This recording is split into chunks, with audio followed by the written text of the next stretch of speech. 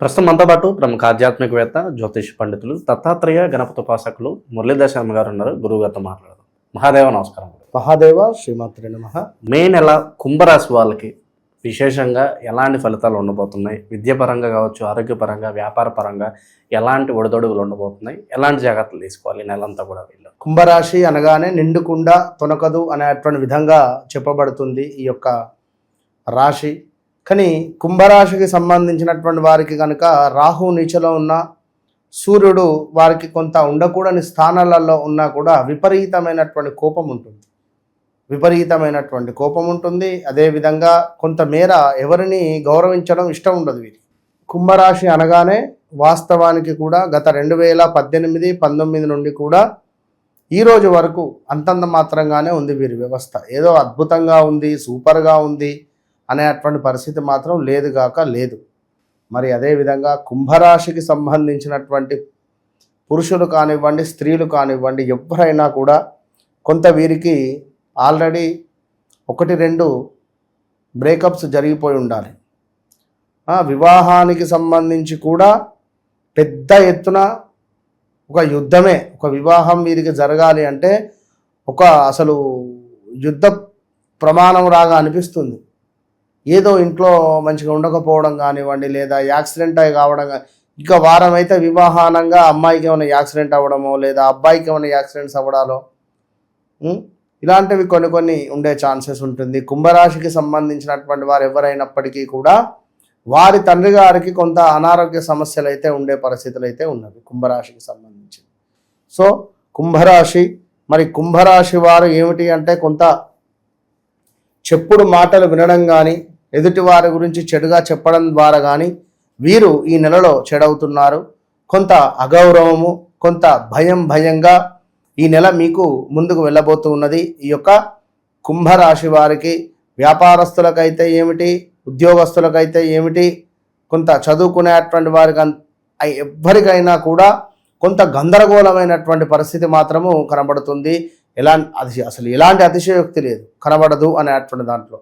కనుక తప్పకుండా ఎవరైతే కుంభరాశి వారు ఉన్నారో వీరికి ముందే రెమెడీ ఇస్తున్న లక్ష్మీనరసింహస్వామి కరావలంబ స్తోత్రం కావచ్చును, లక్ష్మీనరసింహస్వామికి సంబంధించినటువంటి ధ్యాన శ్లోకాలు, లక్ష్మీనరసింహస్వామి యొక్క దేవాలయాన్ని వీరు సందర్శించడం వల్ల కొంతమేర జరగబోయే చెడు నుండి కొంత వీరికి ఏమైనా మంచి జరిగేటువంటి ఛాన్సెస్ ఉంది.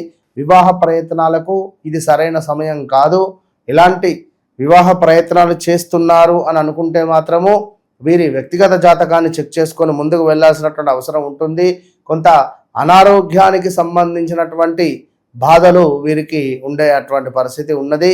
గత 5-6 నెలల నుండి కూడా ఏం పని చేద్దామన్నా కూడా సరైనటువంటి వాతావరణం లేకుండా కనబడుతూ ఉన్నది.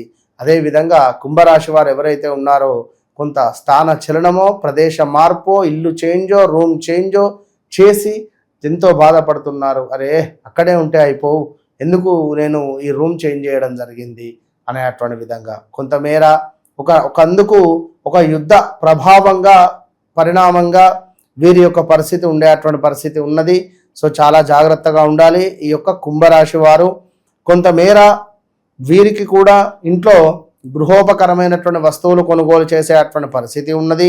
ఇంకనూ కుంభరాశికి సంబంధించినటువంటి వారు ఎవరైతే ఉన్నారో వారి యొక్క తల్లికి సంబంధించి కొంత అనారోగ్య సమస్యలు వచ్చేటువంటి పరిస్థితి ఉంది. కొంత అన్నతమ్ముళ్ళల్లో తమ్మునితో కానీ అన్నతో కానీ కొంత గొడవలు జరిగేటువంటి ఛాన్సెస్ కనబడుతూ ఉన్నవి. అదేవిధంగా మాట అనేటువంటిది చాలా పదిలము. మాట మూలకంగా పెద్ద ఎత్తున ఇబ్బందులు పడేటువంటి ఛాన్సెస్ ఉన్నది ఈ యొక్క కుంభరాశి వారికి. కనుక కుంభరాశి వారు తగు జాగ్రత్తలు తీసుకుంటూ చాలా ఓపికగా ఉండడం ద్వారా మాత్రమే మంచి ఫలితాలు కనబడుతున్నవి. కుంభరాశి వారికి ఏమిటాయంటే కొంత శారీరక శ్రమ, ఏదైతే ఇష్టపడతారో అది దక్కకుండా ఉండే పరిస్థితులు, కొంత కార్యాలలో ప్రతికూలత, ఎవరైతే ఎక్కడైతే పనిచేస్తున్నారో అక్కడ పనిచేసే చోట పై అధికారుల నుండి కావచ్చును, వారి కొలీగ్స్ దగ్గర నుండి కావచ్చును కొంత ప్రతికూలమైనటువంటి వాతావరణం కనబడుతుంది.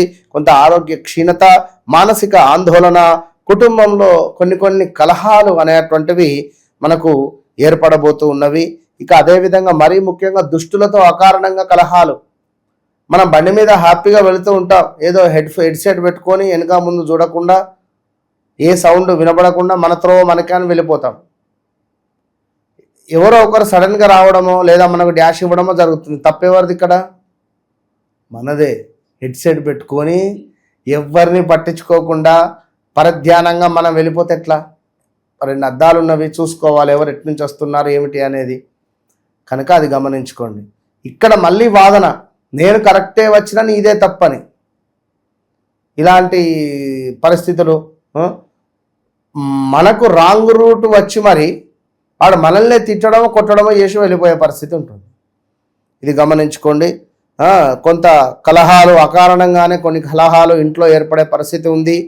కొంతమేర ప్రమాదాలు, అదేవిధంగా కార్యవస్తు నాశనాలు, కొంత తేజోక్షీణత, అంటే ఏదైతే మీ పేరు ప్రఖ్యాతలు, అబ్బా పలానా వ్యక్తి బాగున్నాడు అంటే అద్భుతంగా మాట్లాడతాడు, లేదా పలానా కంపెనీ లేదా పలానా షోరూము, అంటే ఇక్కడ సాసి సూసి అక్షరాలు ఈ పేర్లతో మొదలయ్యేటువంటి ఇలాంటి మనకు వ్యాపార సంస్థలైనప్పటికీ కూడా కొంత ఏదో ఒక చిక్కుముడులు వచ్చేటువంటి పరిస్థితులు అయితే ఉన్నవి. కనుక కుంభరాశి వారు ఎవరైతే ఉన్నారో తగు జాగ్రత్తలు తీసుకోవాలి. వ్యక్తిగత జాతకరీత్యా నడిచేటువంటి దశ అంతర్దశలలో ఖచ్చితంగా మీకు శనైశ్వరుడు ఎక్కడున్నాడు లేదా ఏ గ్రహం ఎక్కడ ఉన్నది, మాకు నడిచేటువంటి దశ అంతర్దశలు ఏమిటి.